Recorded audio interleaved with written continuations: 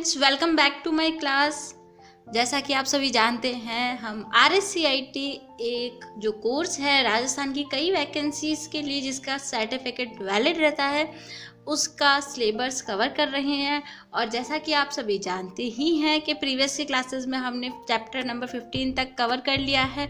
हमारा इस सिलेबस का जो हमारा ई कंटेंट की एक सीरीज़ थी उसका भी हमारा लास्ट चैप्टर चल रहा है, जो कि आप जानते हैं चैप्टर नंबर 16। ठीक है, चैप्टर नंबर 16 हमारा लास्ट चल रहा है और आप लोगों ने अभी तक उसकी फर्स्ट वीडियो भी देख ली होगी, यानी पार्ट 1 आपने देख लिया होगा। आज हम जो उसका पार्ट करने जाएंगे वो पार्ट 2 होगा। बट उससे पहले बताना चाहूँगी कि जहाँ जहाँ मैंने आप लोगों को इम्पॉर्टेंट नोट्स बताए, इम्पॉर्टेंट पॉइंट्स बताए हैं, उन्हें आपको क्या करना है, मार्क करना है, नोट करना है, ताकि आपके एग्ज़ाम आप अच्छे से क्लियर कर सकें। तो चैप्टर नंबर 16 जैसा कि आप जानते हैं इसका हमने एक पार्ट कवर कर लिया है, जिसमें कि हमने कंप्यूटर के में किस तरह हम CD DVD बर्न करते हैं, उस पर डेटा राइट करते हैं, उसके बारे में जाना था। साथ ही साथ हमने जाना था कि कैसे आप एक डॉक्यूमेंट का प्रिंट ले सकते हैं। इन सब का हमने थ्योरी कवर कर लिया है। ठीक है, आई होप आप लोगों को थ्योरी में कोई भी डाउट नहीं होगा। आज जो हम इसका टॉपिक स्टार्ट करने जा रहे हैं वो है हमारा पेन ड्राइव USB से डेटा संचय करना। ठीक है, USB की फुल फॉर्म इम्पॉर्टेंट है, यूनिवर्सल सीरियल बस। ये काफ़ी एग्ज़ाम्स में पूछी गई है, केवल RSCIT में ही नहीं, कई कॉम्पिटिटिव एग्ज़ाम्स में भी ये इसकी फुल फॉर्म पूछी गई है। इसी के साथ साथ मैं आपको एक और इन्फॉर्मेशन शेयर करना चाहती हूँ। जल्द ही मैं अपने चैनल पर एक न्यू प्लेलिस्ट बनाने जा रही हूँ, जिसमें कि मैं जहाँ जहाँ शॉर्ट फॉर्म्स आती हैं कंप्यूटर से रिलेटेड, IT फील्ड से रिलेटेड, उनकी फुल फॉर्म आपको छोटी सी वीडियो में डिस्क्राइब कर सकूं, ताकि कभी आप उस वीडियो को देखें, जल्दी से आप उन्हें नोट कर ले और कहीं भी एग्ज़ाम्स आपके आते हो, चाहे वो आपके किसी भी वैकेंसीज़ में कंप्यूटर से रिलेटेड जो भी क्वेश्चंस आते हैं उनमें वो फुल फॉर्म्स क्या रहती है, आपकी इंपॉर्टेंस रहती है। तो जल्द ही मैं वो वीडियोस आप लोगों के लिए प्रोवाइड करवाना चाहूँगी। अगर आप लोग मेरे इस बात से सहमत हैं कि हाँ, शॉर्ट फॉर्म की फुल फॉर्म एब्रिविएशन क्या होते हैं उनके बारे में वीडियोस बनानी चाहिए, तो मुझे कमेंट बॉक्स के थ्रू आप बता सकते हैं, तो मैं आपको जल्द से जल्द वो वीडियोस प्रोवाइड करवा दूँगी। जैसे कि यहाँ पे अभी हमने बात करी थी USB की, यूनिवर्सल सीरियल बस। तो अगर आपको ये एक अलग वीडियो मिल जाए तो आप जल्दी से इसको देखकर अपने माइंड में लर्न कर सकते हैं ना। ठीक है, चलिए स्टार्ट करते हैं। पेन ड्राइव USB से डेटा संचय करना है ना, saving a data to from pen drive या USB। आप चाहे तो अपना कोई डेटा पेन ड्राइव में भी ले सकते हैं, या फिर पेन ड्राइव से कोई डेटा अपने कंप्यूटर सिस्टम में भी ले सकते हैं। पेन ड्राइव अलग अलग साइजेस की मार्केट में अवेलेबल है, जैसे 18 GB, 16, 32 है ना। इस तरह से आपको काफ़ी सारी आपकी स्टोरेज कैपेसिटी या फिर आपके मनी के अकॉर्डिंग आपको मार्केट पे पेन ड्राइव्स अलग अलग तरीके की मिल जाएगी। चलिए आज हम इसको ही देखते हैं कि किस तरह पेन ड्राइव में डेटा ट्रांसफ़र किया जाता है। इस विषय में हम अध्ययन करने जा रहे हैं पेन ड्राइव USB से डेटा ट्रांसफ़र कैसे करें। ठीक है, एक छोटी सी स्मॉल डिवाइस होती है, वो हमारी पेन ड्राइव होती है। अगर आप चाहें तो हम उसका इमेज भी देख सकते हैं। ठीक है,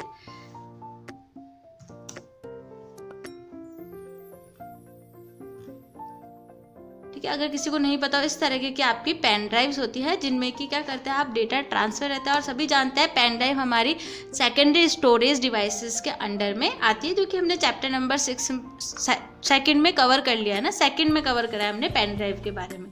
ठीक है, सबसे पहले आपको अपने PC लैपटॉप के पोर्ट, USB पोर्ट जैसा कि आपके मोबाइल चार्जर का पोर्ट होता है ना, जो कि आप अपने सर्किट से वहाँ पे अटैच करते हैं, वहाँ पे एक पोर्ट होता है जिसमें आपकी केबल लगी रहती है। वो जो पोर्ट होता है ना, वो पोर्ट आपका USB पोर्ट कहलाता है। उसी तरह आपके लैपटॉप या कंप्यूटर सिस्टम में भी पोर्ट्स होते हैं, आपको वो पेन ड्राइव क्या लगानी होती है, उस पोर्ट में अटैच करनी होती है।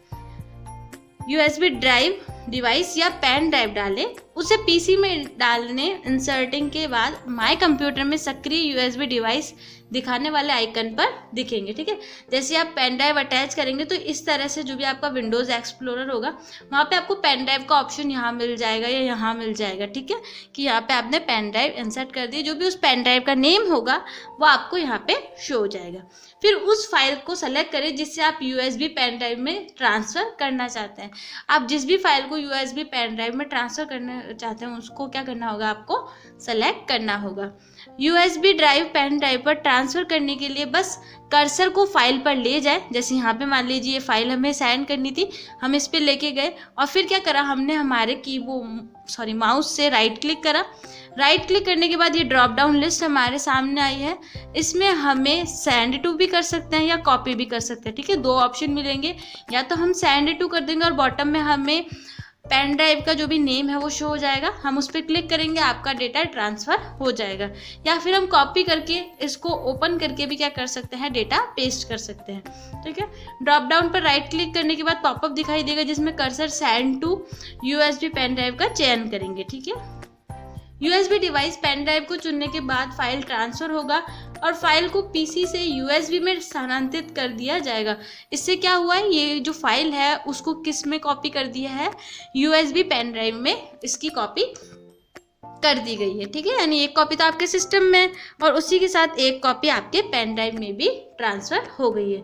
फिर आ रहा है डेस्कटॉप PC से USB डिवाइस पर डेटा ट्रांसफ़र करने का दूसरा तरीका है, वही जो मैंने आपको पहले बताया।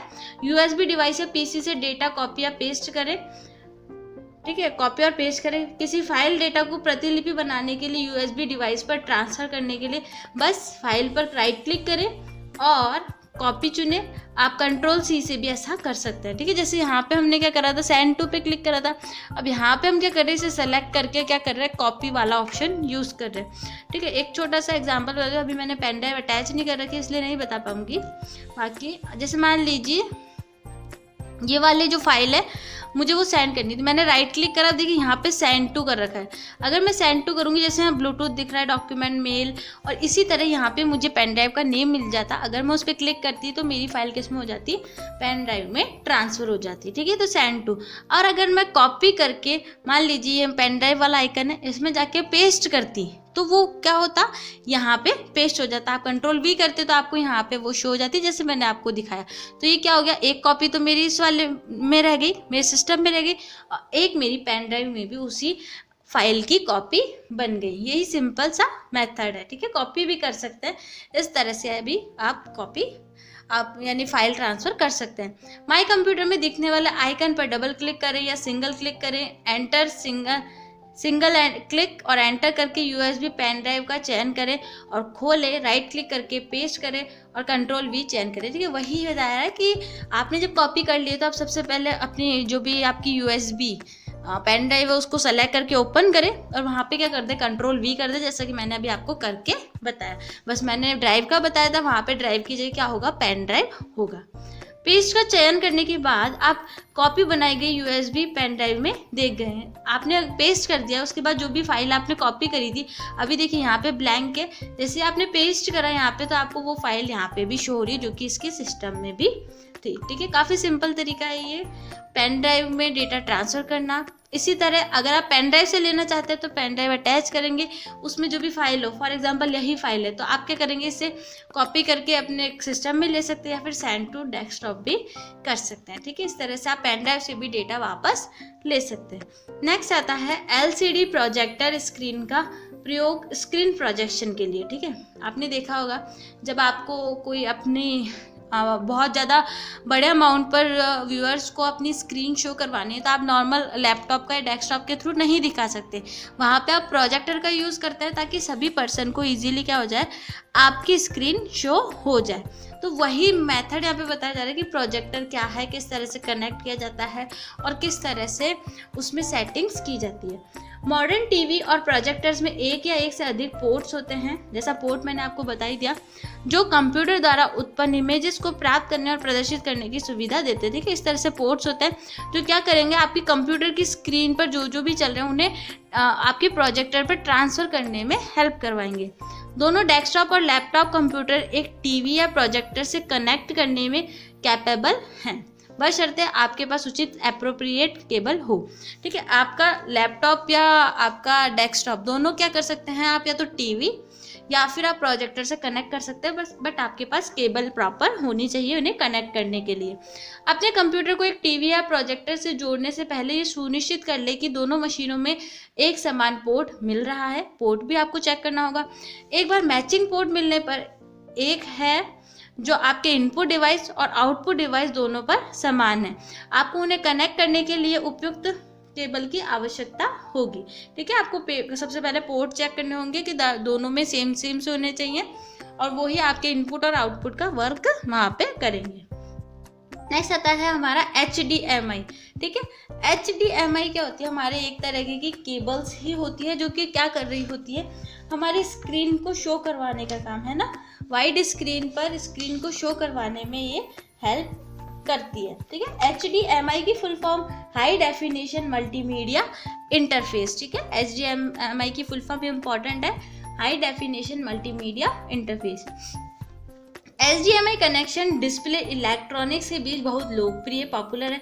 आजकल लगभग सभी आधुनिक टीवी और प्रोजेक्टर्स HDMI पोर्ट्स की सुविधा देते हैं। ठीक है, जैसे कि आपको यहाँ पे दिख रहा है। अधिकांश लैपटॉप कंप्यूटर और डेस्कटॉप कंप्यूटर भी HDMI पोर्ट की सुविधा देते हैं। ठीक है, लैपटॉप और कंप्यूटर दोनों में HDMI पोर्ट की सुविधा आपको मिलती है। HDMI उच्च हाई क्वालिटी सिग्नल्स के साथ साथ ऑडियो और वीडियो दोनों सिग्नल्स को एक साथ ले जाने की क्षमता रखता है ना। आपके वीडियोस को भी ट्रांसफर करवाएंगे तो आपके ऑडियोज और जो भी आपके अच्छी क्वालिटी की आपकी इमेजेस है उन्हें भी ये शो करवाने में काफ़ी अच्छे मददगार रहते हैं। नेक्स्ट आता है आपका VGA भी केबल होते हैं। VGA जैसे इस तरह के होते हैं, आजकल तो कम यूज़ होता है बट नॉलेज होनी चाहिए। VGA केबल डेस्कटॉप और लैपटॉप कंप्यूटर दोनों पर सबसे आम प्रकार का कॉमन कनेक्शन है। यह प्रोजेक्टर और टीवी, विशेष रूप से LCD और LED टीवी पर पाया जाता है। प्रत्येक डिवाइस पर VGA केबल के प्रत्येक 15 पिन कनेक्टर हैं जो प्रत्येक डिवाइस पर VGA पोर्ट में प्लग करता है। ठीक है, ये जो आपके पिन्स दिख रहे हैं टोटल 15 होती है, जो कि कनेक्शन का यूज इनके थ्रू लिया जाता है। VGA की फुल फॉर्म भी यहाँ पे इम्पोर्टेंट रहेगी, वीडियो ग्राफिक्स एरे। ठीक है, वीडियो ग्राफिक्स एरे आपके VGA में आती है।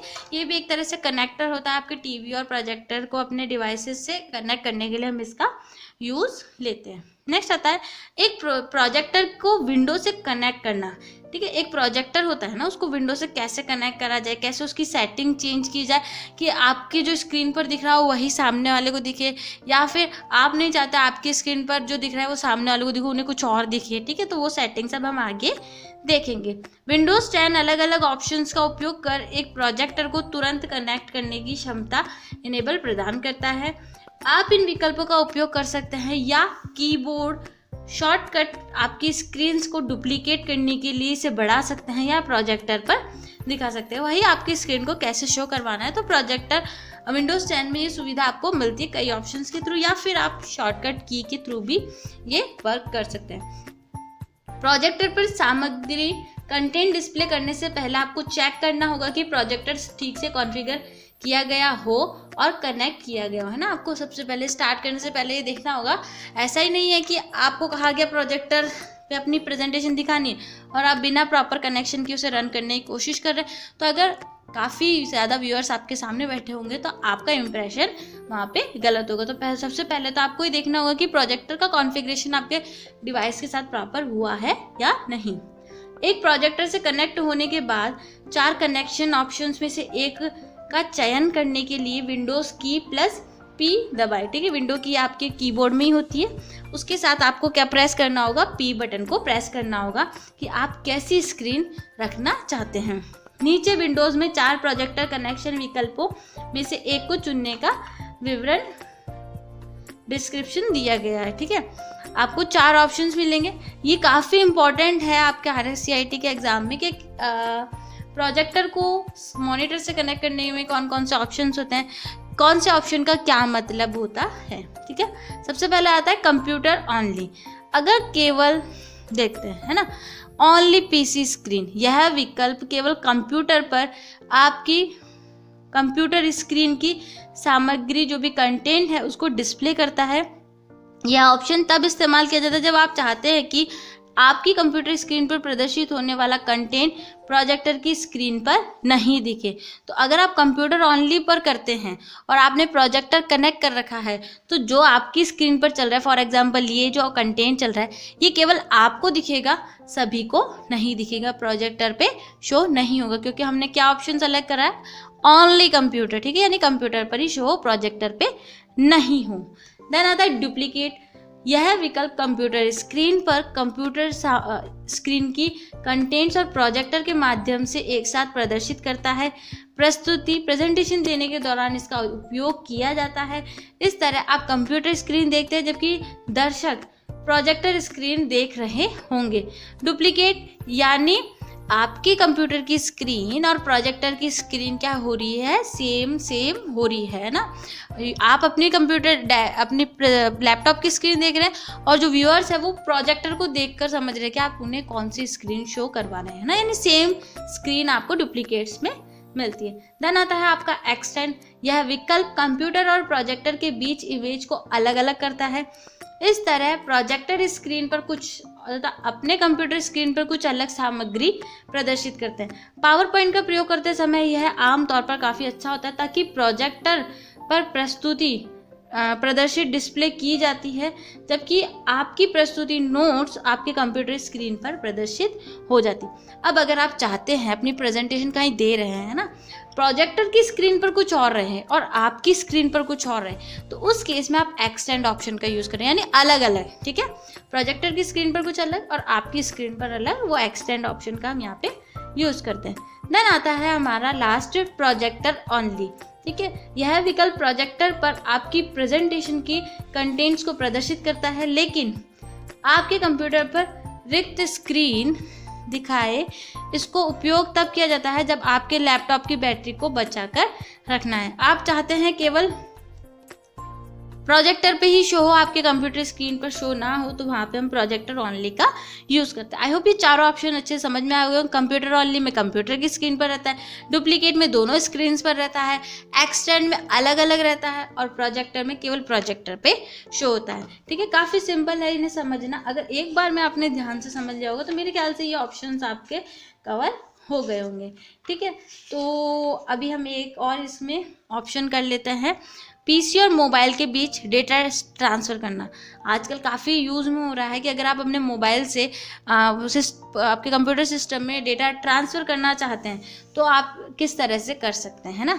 आपके कंप्यूटर के यूएसबी पोर्ट से अपने फ़ोन को कनेक्ट करने के लिए डेटा केबल का उपयोग करें, है ना। आप डेटा केबल का यूज़ कर सकते हैं। कई मोबाइल चार्जर भी हमारे डेटा के जो पिन होती है उसमें, वो भी हमारी जो केबल होती है वो हमारी डेटा केबल ही होती है कई में, है ना।